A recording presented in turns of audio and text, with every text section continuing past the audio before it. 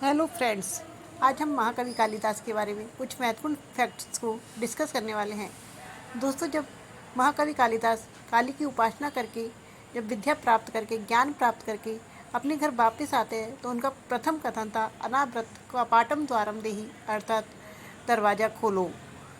तो उनकी पत्नी जो घर के अंदर थी, तो उस पत्नी का कथन था, विद्युत्मा का कथन था, अस्ति कश्चित बाग विशेष, अर्थात इस प्रकार की विशेष वाणी वाला कौन है। तो अपनी जो पत्नी है विद्युत्मा के जो तीन शब्द थे, अस्ति कश्चित बाग विशेष, इन तीन शब्दों से महाकवि कालिदास ने तीन ग्रंथों की रचना करी थी। अस्ति शब्द से उन्होंने कुमार संभव महाकाव्य की रचना करी, कश्चित शब्द से मेघदूत खंड काव्य की रचना करी और बाघ शब्द से उन्होंने रघुवंश महाकाव्य की रचना करी। इस प्रकार उन्होंने अपनी पत्नी के तीन शब्दों से तीन ग्रंथों की रचना करी।